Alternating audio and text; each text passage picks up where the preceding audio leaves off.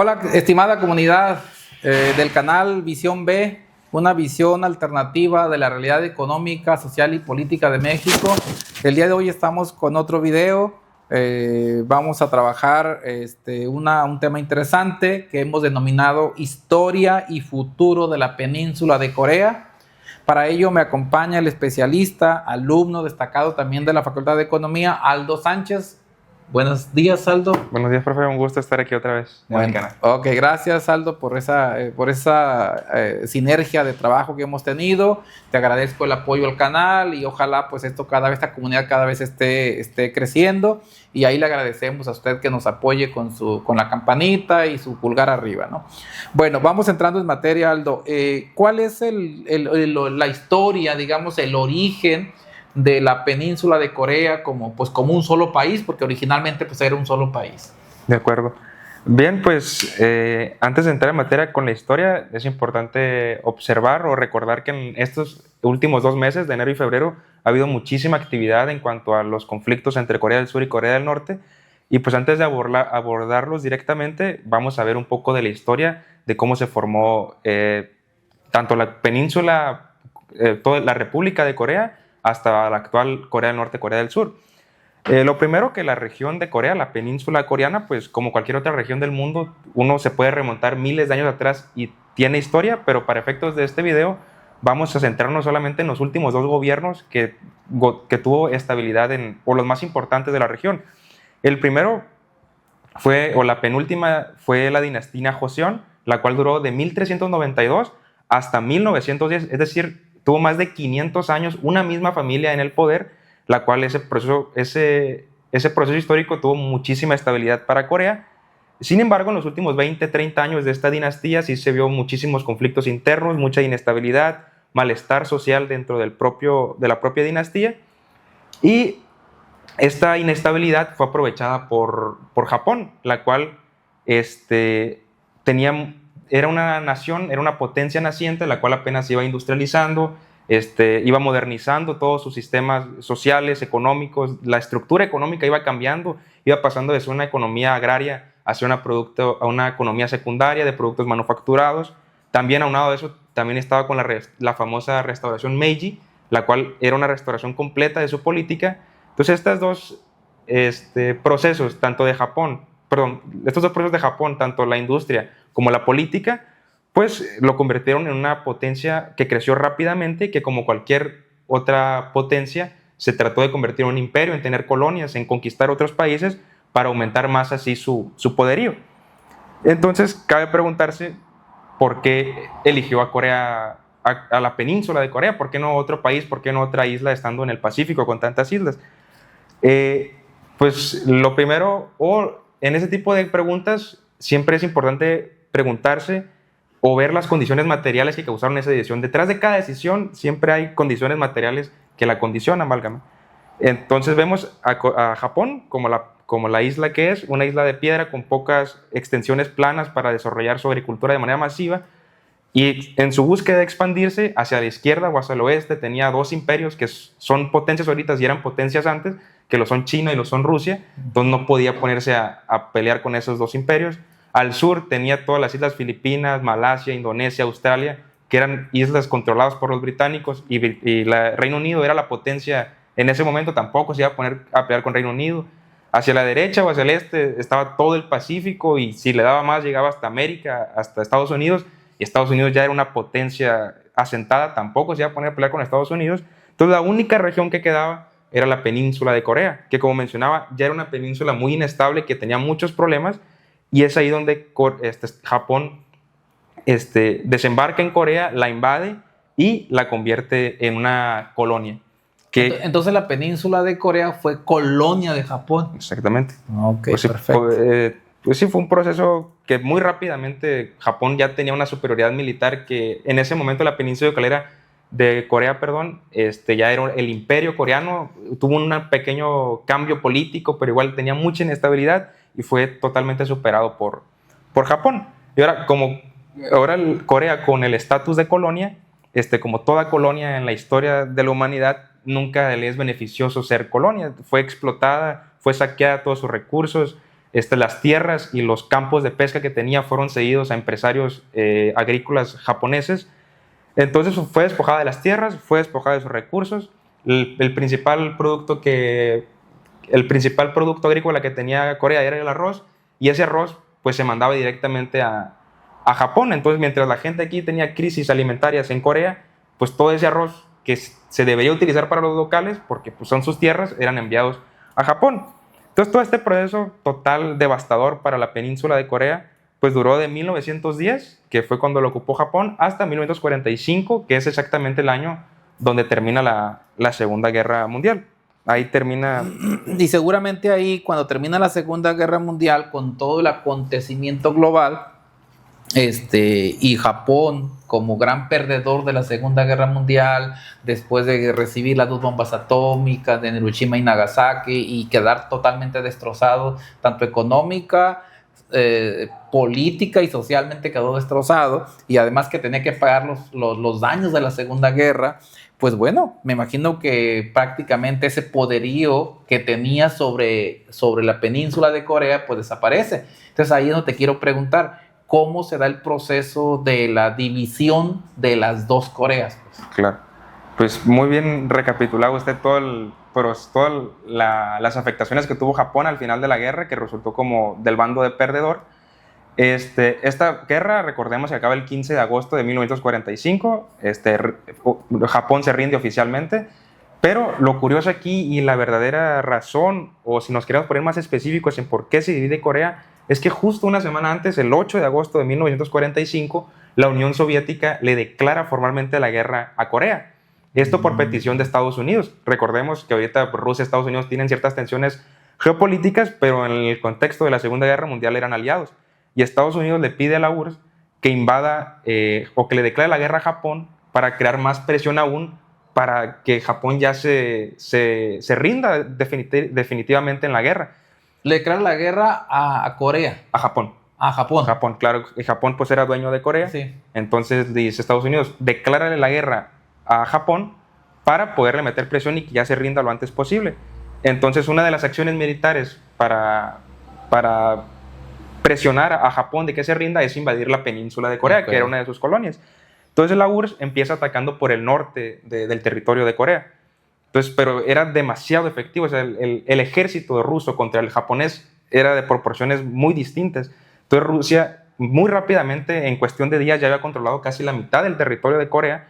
Entonces Estados Unidos, al ver esto, ve peligrar su influencia en esa región. O sea, si la URSS toma toda la península de Corea, yo no me quedaría con ningún área de influencia en esa zona. Entonces, 2 días después, manda sus primeras flotas a Corea para también a tener asentamientos en la península. Entonces, llegan los rusos por la parte norte y los americanos por la parte sur. Entonces, dice, vamos a tener aquí conflictos porque vamos a topar los dos en esta península, en ese territorio. En ese territorio, en la decisión de querer sacar a los japoneses, pues vamos a chocar. Entonces, vamos a delimitar una frontera para que cada quien desde esos territorios estemos sacando a los japoneses. Y es cuando se elige el famoso paralelo 38, que ahí dividieron la mitad del territorio. Todos los rusos desde el norte iban a sacar a todos los japoneses que estuvieron en la península, y en el sur los estadounidenses a todos los japoneses de esa zona. Entonces, esa es la realidad, o esa es la razón fundamental de por qué está dividido de esa forma esta península de Corea. Y luego, pues 5 días después, ya el 15 de agosto, repito, se acaba la Segunda Guerra Mundial y pues se expulsan a los japoneses. Ahora, en toda esta recapitulación histórica que hemos hecho, obviamente después de 1945 a la fecha han pasado muchas cosas.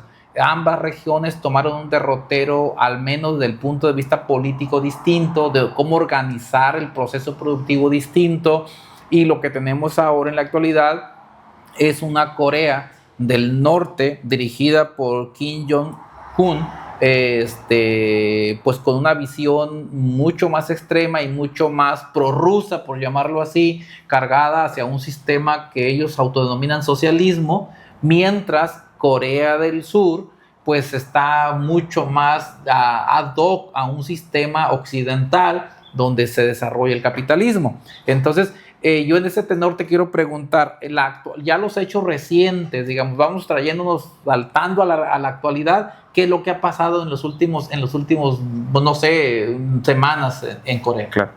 Bien, pues como mencionaba así al final del otro bloque, que se rinde Japón, se expulsan a todos los japoneses de la península de Corea y como dice, en el norte quedaron los rusos y en el sur los estadounidenses y claro, estos tuvieron sus diferencias de se implantar un sistema autocrático comunista en el norte y los estadounidenses decían que no, que querían instalar un sistema democrático de economía liberal capitalista. Entonces como nunca se pusieron de acuerdo, pues cada quien instaló su propia república, la República del Norte influenciada por Rusia y la República del Sur influenciada por Estados Unidos. Ahora, eso duró... En 1948 se fundan ambas repúblicas y 2 años después inicia la Guerra de Corea en 1950. Entonces, desde 1950 hasta ahorita, 2023, pues han pasado más de 70 años en donde el conflicto ha tenido sus altos y bajos. Al principio, pues cuando se declaró la Guerra de Corea fue algo muy sangriento, muy bélico, una gran superioridad militar por parte de Corea del Norte.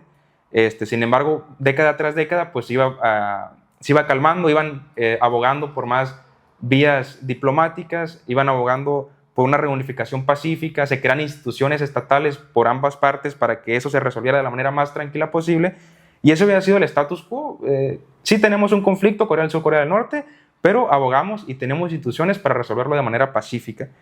Sin embargo, a la llegada de Kim Jong-un en 2011-2012, pues esto ya se estaba tornando un poco más extraño, más bélico, menos diplomático, y esto pues explota en 2024, cuando en enero de 2024 Kim Jong-un ordena la destrucción de una estructura muy simbólica de esto que les comentaba de la reunificación pacífica, que es el Arco de la Reunificación.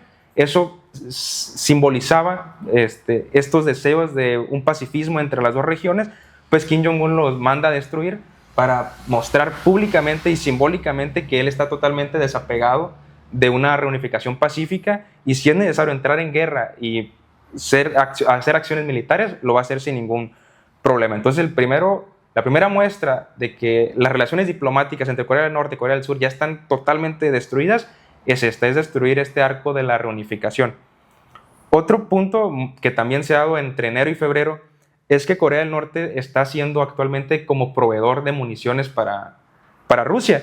Vemos que está este conflicto Rusia-Ucrania, ya va a cumplir casi los 2 años de iniciado, y obviamente Rusia pues ya ha agotado sus reservas y la propia industria militar de Rusia pues ya no tiene la capacidad de suplir esa demanda de armamento para mantener la guerra activa.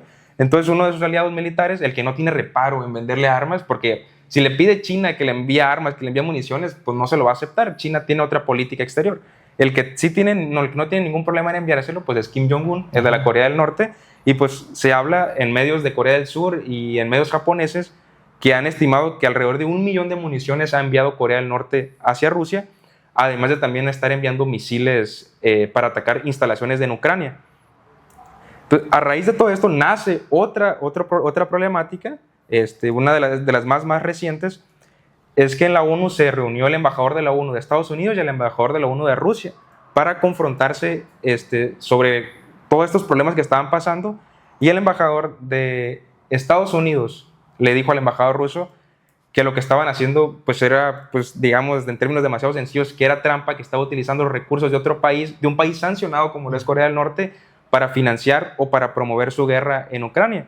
Y el embajador ruso le contestó que ellos estaban haciendo lo mismo porque hace unas semanas tumbaron un avión ruso de carga militar, lo tumbaron, capturaron a todos los pasajeros de ese avión y los tomaron como rehenes. Y cuando hicieron el análisis de qué había tirado ese avión, era un misil Patriot, el cual viene de procedencia de Estados Unidos. Entonces, ambos países están jugando al mismo juego, ambos están apoyando, tanto Ucrania como Rusia están apoyando a otros países para seguir manteniendo esta guerra activa, porque si la guerra fuera 1-1, Rusia contra Ucrania, pues Ucrania ya hubiera quedado devastada desde hace mucho tiempo. Entonces, pues la Guerra Fría realmente nunca acabó, todo se sigue moviendo en bloques. Pues fíjate lo importante de conocer la geopolítica y de ver cómo se gestan los problemas. digamos, las disputas territoriales y políticas en el mundo, porque de esa manera tenemos como un mapa de riesgo en el mundo. Ahorita, por ejemplo, tenemos un punto muy álgido de guerra prácticamente, pues es Israel-Palestina. Si eso se puede convertir en un problema mayúsculo, pues el otro punto sería la guerra Rusia-Ucrania, que ya lleva casi 2 años.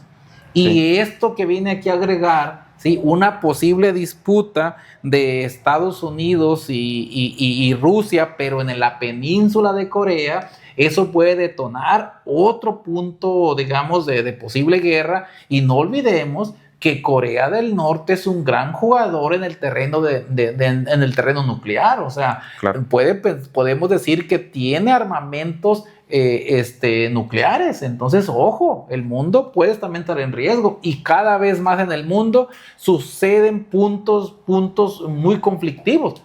Hablé de 3, pero falta acá en América Latina el otro punto que se puede abrir, por ejemplo, Venezuela, Guyana, por ejemplo, que pudiera haber otra disputa territorial.